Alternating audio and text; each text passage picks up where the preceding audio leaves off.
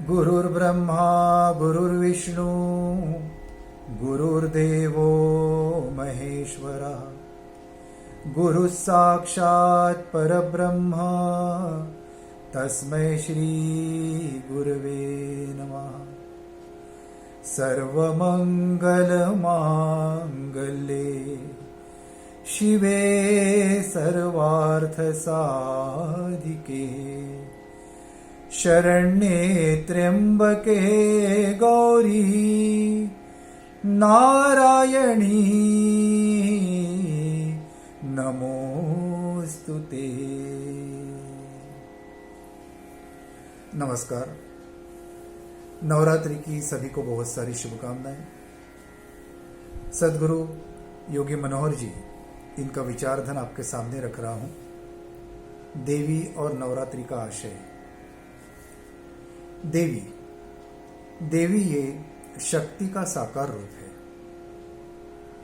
साधना जब साधक करता है, योग साधना जब करता है, तो योग शक्ति उसे प्राप्त होती है और इसी योग शक्ति का साकार रूप यानी देवी शक्ति यानी स्त्रीलिंगी।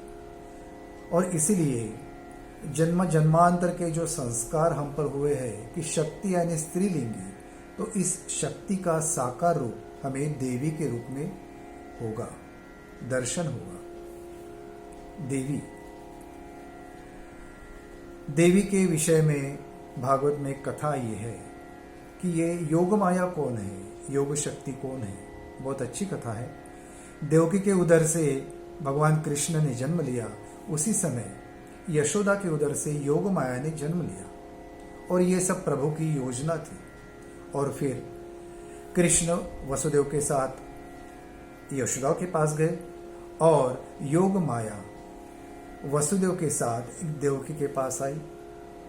और फिर ये जो योग माया है, इसे कंस ने मारने की कोशिश की तो कंस के हाथ से छूट के वो अंतराल में गई, अवकाश में गई और अपना दर्शन दिया। अष्टभुजा का दर्शन था उसका। भगवंत विष्णु ने इस योग शक्ति का, योग माया का ये रूप देखकर योग माया को वर दिया कि हे योग शक्ति, हे योग माया, तुम्हारा ये सुंदर रूप जगत में लोग इसकी पूजा करेंगे और तुम्हें दुर्गा, भद्रकाली, विजया, वैष्णवी, कुमुदा, चंडिका, कृष्णा, माधवी, कन्या, माया, नारायणी, ईशानी, शारदा, अंबिका, अंबा, इस नामों से पूजा जाएगा। यही योग माया यानी दुर्गा है, अंबा है।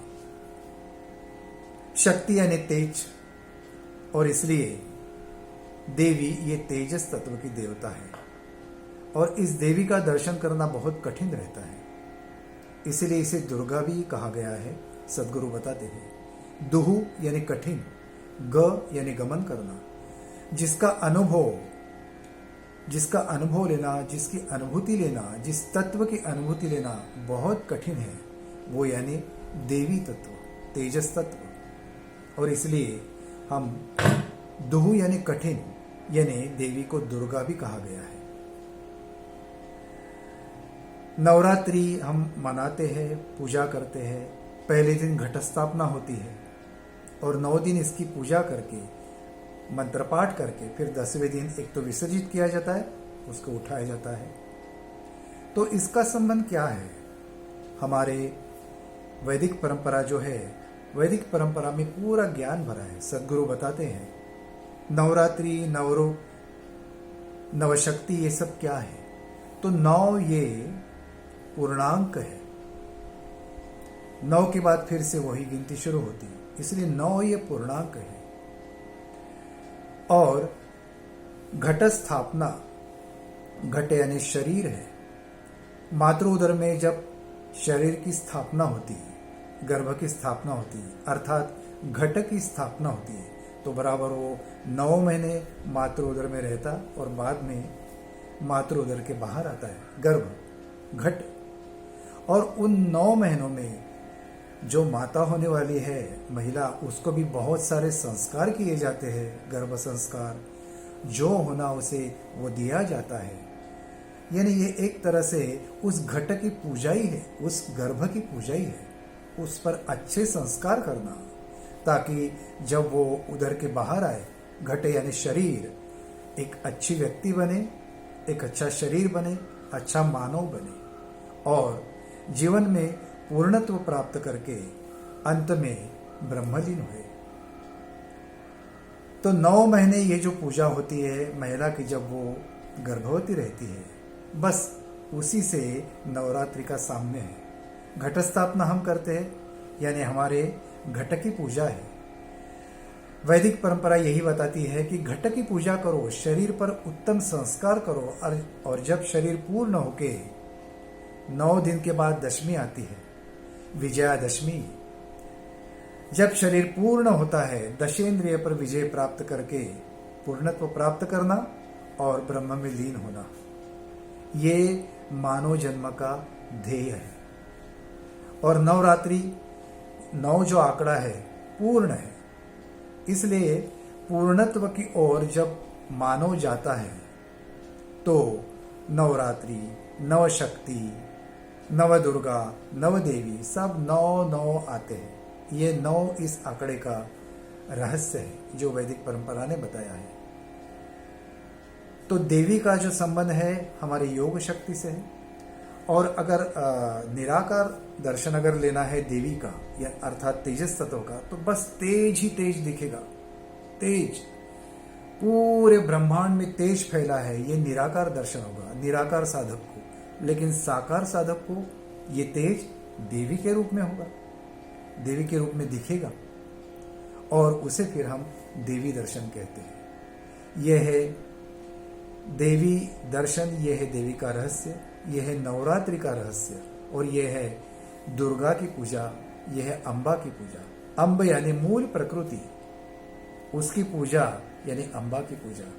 और फिर तेजस तत्व यानी दुर्गा, जो बहुत कठिन है, दुह यानी कठिन, वो दुर्गा। और जब ये इसका आवेग आता है साधक के शरीर में, तो वो सहन करना बहुत कठिन होता है। साधक तभी सहन कर सकता है ये देवी के दर्शन का आवेग, जब गुरु की कृपा उस पर रहे। और इसलिए हमेशा गुरु की कृपा बहुत जरूरी रहती है साधक के लिए। हम देखते हैं किसी के शरीर में, हम देखते हैं देवी का संचार जब होता है तो वो बहुत आवेग आता है, उनको नाचते हैं, उड़ते हैं, अष्ट सात्विक बहुत जागरूक होते हैं, घूमने लगते हैं, बहुत सारी क्रियाएं होती है।